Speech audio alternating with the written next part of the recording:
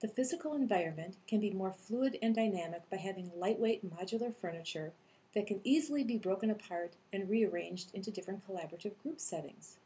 The chair that we selected has casters and can swivel a full 360. In terms of brain compatibility, this one feature has brain balancing effects. When was the last time you entered a room and forgot what you came in for? And as soon as you turned around and walked out, you suddenly remembered. You have essentially balanced your brain. Further, the idea of forming groups of learners circled around the teacher encourages dialogue and communication. Learners are able to brainstorm, which creates a stimulating and challenging environment and generates positive energy, which further enhances information processing. The teacher role shifts to that of a facilitator, and the learner becomes much more active, which increases their attention and focus as they are much more invested in their learning. Learning activities that address all learning styles are used to promote whole brain processing. For example, a relationship map can be used to generate a hearty discussion. Learners add their own twist to the map, and best of all, one map can replace 15 to 20 PowerPoint slides. This type of active learning also enhances critical and creative thinking. The technology in the BC3 will allow the student the opportunity to explore concepts in real time.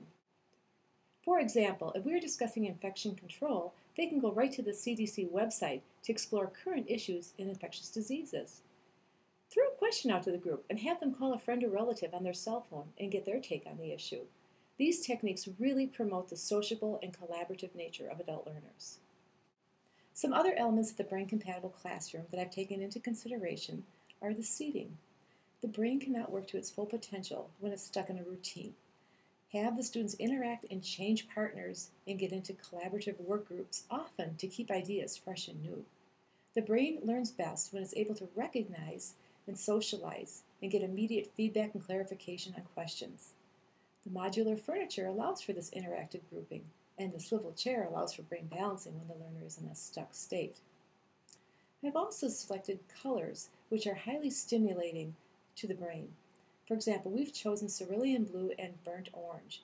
Other colors are red, orange, black, blue, purple. They provide the greatest stimulation to the brain and also lower the blood pressure and the stress levels.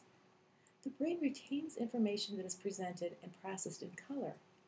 The brain is a visual processor and will recall concepts more readily if learned visually.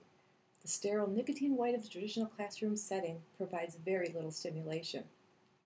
Another element to take into consideration is the language used in the classroom. The brain will naturally downshift to the primitive survival mode if it perceives stress or threats, verbal as well as nonverbal, in the classroom. A positive and upbeat attitude on the part of the teacher will set the pace for keeping positive energy flowing throughout the learning session. Plants are another brain-compatible technique to bring into the classroom. Live plants especially reduce toxins in the air and promote natural learning process.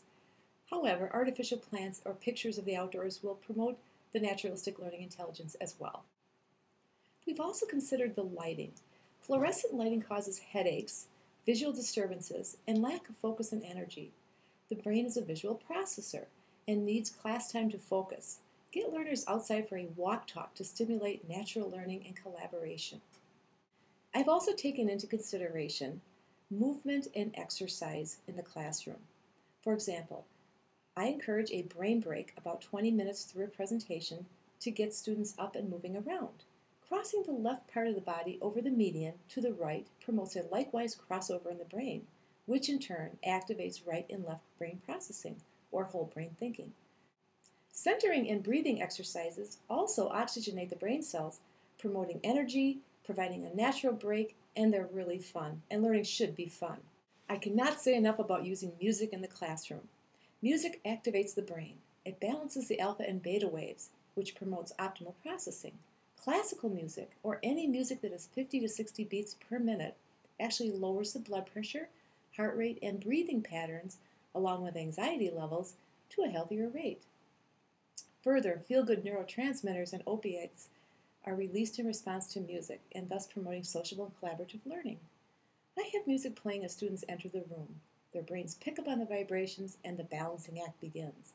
As I start my presentation, I turn the music down to barely audible levels so that the brain continues to strive for that balance and it's not as distracting.